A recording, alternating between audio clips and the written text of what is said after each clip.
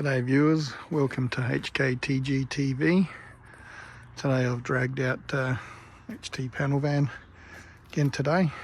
So I'm going to wash it, so I'll sort of do a walk around video of it, go through it with you. I purchased this about 10 years ago out at Mildura, sitting on a property out there. It is a 80270 HT, which makes it a factory V8 panel van. They only made 142 of these, according to the data that I have.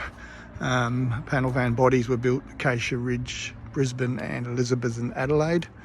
This is number 83, and it's 253, 3-speed manual on the column, and drum brakes.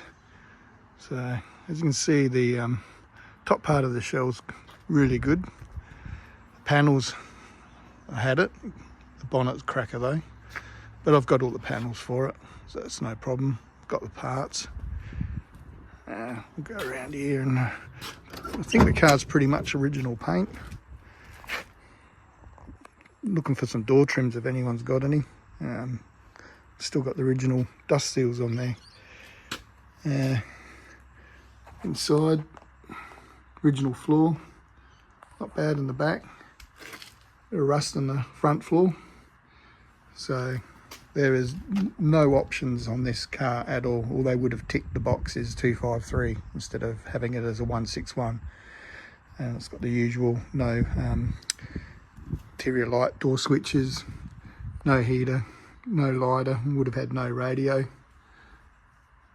column manual, and they didn't even tick the box for rear vision mirror, which would make this a really hard car to drive. I haven't driven a windowless panel van before. I've always had side windows in mine. Yeah, and no left-hand mirror. This wouldn't have had the left-hand mirror. This is the original door, but it's got the holes there. We all know that's the wrong spot for them, and you can't see the mirror out of there, so that tells me that it didn't come out with the passenger side mirror.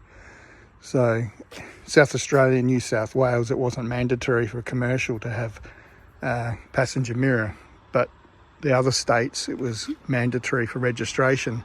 So if they were built in those other factories, were going to be registered in Victoria, Queensland, Tasmania, WA, all commercials had the left-hand mirror fitted either there, or they, till recently I just worked out they had them on top of the fender here, which I'm not going to do because it just doesn't look right.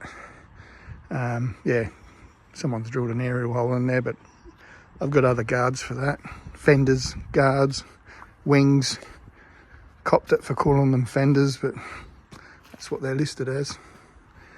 Come around the back here. Typical, every panel stuffed. Check out the holes in that. Homemade rods. So that's going in the bin. That tailgate. Go in the bin. Spare wheel door, that can go in the bin.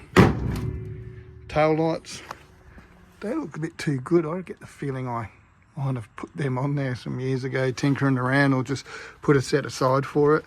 They just, I don't think it came with those on there. They don't seem to be consistent with the condition of the rest of the car. But yeah, I'm just trying to get it to talk to me. Because I'm considering of replacing that with this as a daily driver, as much as it's really hard to do, because that is a really good car with a really good body on it. It's not perfect, but it's a really good car, real clean underneath, and the subbies. But at the end of the day, and as you know, I posted that up on my page recently, I suppose it's a no-brainer. You know, you sacrifice a window 6-cylinder with a Aussie 4-speed hole cut in the floor, or a factory windowless V8 where they only made 142 of them. So see how we go. But open up the driver's side here. That wheel I would have put on there, that would have been a cherry I picked along the way and swapped it over. It's a nice wheel. You see a bit of rust in the floor, so not too bad on the headlining. We'll go around to the engine bay. Good bonnet.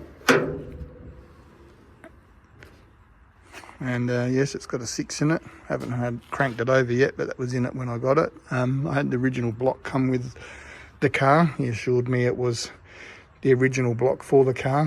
He said he knew the previous owners. Apparently they were a potato farmer or something, and we're going to be driving it on the paddocks, and they didn't want the disc brakes, so that's why it's got drums. This is a March 1970. We'll just go over here to the ID tags. And go, March 70, and the all important numbers there,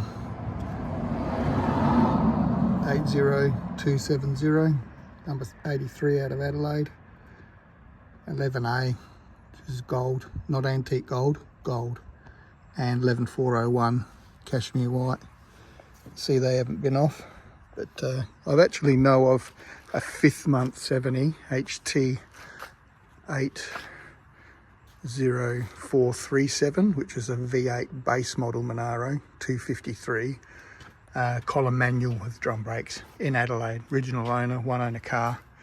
So I'm surprised that they were still putting drum brakes on V8s well into 1970. But not much to see in here because it's just got a dirty old 6-cylinder and someone's cut a hole in the plates, but I've got some original ones of those in the stash. I've got the firewall rods. And we got here the date code on the steering box, 2CO, 2nd of March 1970, and then I cleaned up the column, 2CO, 2nd of March 1970, so matching column to steering box. The long press light wiper motor. Still got the Holden V8 sway bar with the drop down part in it. Yeah, so there we have it. I'll give it a tub, clean it up, and make a decision whether start stripping it down and getting it ready. There'll be some rust in those subframes, I know there is at the front here, under this front rail and one of the legs, so whether I if they're worth repairing, or I've got 10 wrecks out in the yard still that not much left on them, but they've got their subbies on them. I might be able to make up a good pair of subbies out of the 2, or there might be a better set out there. It's a lot of work to do in between doing restorations that I'm doing, but I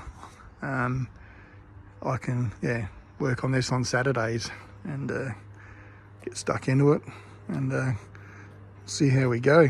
Not much else to report there really to show you. It's just a walk around.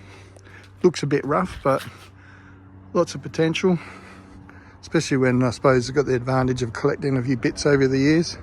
There's a purple beast just coming outside getting some rays. Haven't driven it since Christmas time, so no doubt if I leave it any longer something else will go wrong with it. Got to drive these things all the time, otherwise things start failing on them. The last 3 years, master cylinder, fuel pump, carby, what else? Oh yeah, water pump seized. Anyway, so there you have it. A rare car, an odd car, and an interesting car too, something really basic. Imagine driving this, no rear vision mirror, no left mirror, drum brakes, 253. Interesting. All right, I'll keep you updated with another one a bit later down the track, hopefully. Cheers.